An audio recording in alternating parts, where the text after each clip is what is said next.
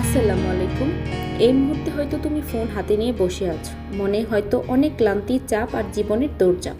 একটা কাজ করো, ফোনটা টেবিলে রাখো, ভিডিওটা চালু রাখো আর চোখ বন্ধ করো, অথবা তুমি তোমার কাজ করতে থাকো, শুধু কথাগুলো শোনো।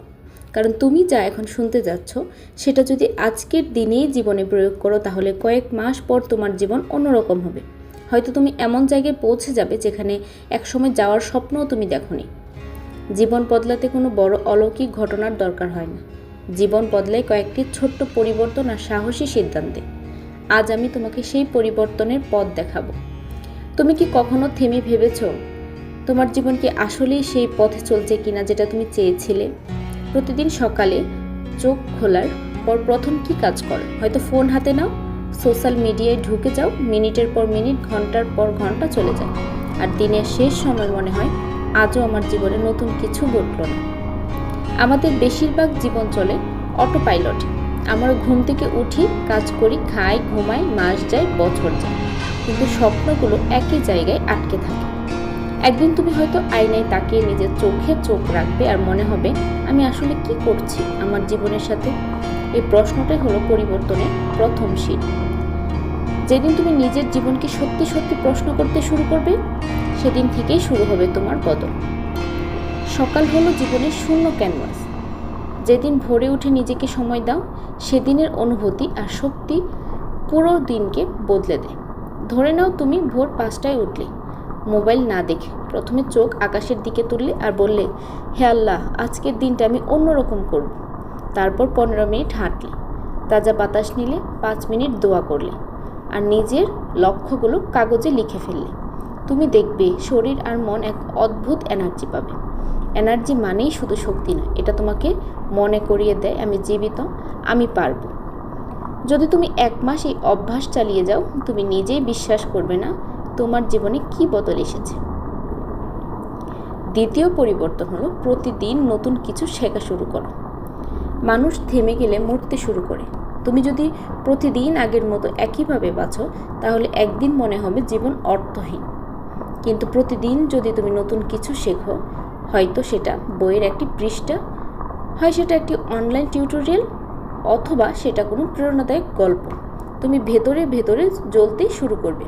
মনে রেখো, জ্ঞান আর স্কিল হলো একমাত্র জিনিস যা তোমাকে কারো অনুমতি ছাড়াই উপরে তুলে নিয়ে যায়। তুমি যদি প্রতিদিন 20 মিনিট শেখো, 1 বছরে সেটা হবে 122 ঘন্টা।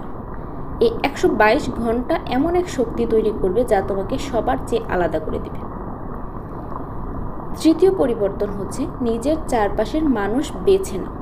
তুমি যেমন পরিবেশে সময় কাটাও, তুমি ধীরে ধীরে তেমনই হয়ে যাও। যদি তোমার চারপাশে শুধু অভিযোগ থাকে, হতাশা মানুষ থাকে, তুমি অবচেতনামূলক তাদের মতো হয়ে যাবে। তাদের কথাই তোমার স্বপ্নের আগুন নিভে যাবে। তাদের নেতিবাচক শক্তি তোমাকে আটকে রাখবে। এর বিপরীতে যদি তুমি তোমার পাশে থাকা কিছু ইতিবাচক স্বপ্নবাজ মানুষ যারা তোমাকে বলবে, চল তুই পারবি, তুই প্রতিদিন আরও শক্তিশালী হবি। তোমার জীবন যেদিন বদলাতে শুরু করবে, সেদিন প্রথম পরিবর্তন আসবে তোমার সঙ্গী আর পরিবেশে। চতুর্থ পরিবর্তন হলো তুমি ভয়কে জয় করো। সাফল্য সবসময় ভয়ের অপর পাশে থাকে। যেটা কাজটা তুমি করতে ভয় পাচ্ছ, সেই কাজটাই তোমাকে জীবনের নতুন অধ্যায়ে নিয়ে যাবে। ভয় মানে সুযোগ। যেদিন তুমি ভয়কে আলিঙ্গন করবে, সেদিন তুমি নিজের ভেতরের হিরোকে জাগাবে। তুমি কি ইউটিউব ভিডিও বানাতে ভয় পাচ্ছ? আজই বানাও। তুমি কি নতুন ব্যবসা শুরু করতে ভয় পাচ্ছ? আজই প্রথম পদক্ষেপ নাও। তুমি কি মানুষের সামনে নিজের স্বপ্নকে বলতে ভয় পাচ্ছ? তাহলে আজই বলো।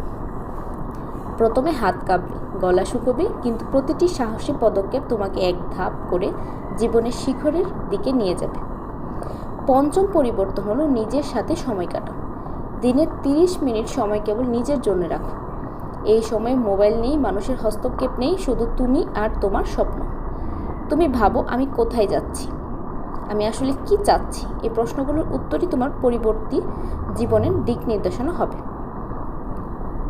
বন্ধু, তুমি জীবন বদলাতে কোটি টাকা লাগে না, কোনো বিশেষ সুযোগ লাগে না, কেবল লাগে কয়েকটি ছোট্ট পরিবর্তন আর সাহসী সিদ্ধান্ত।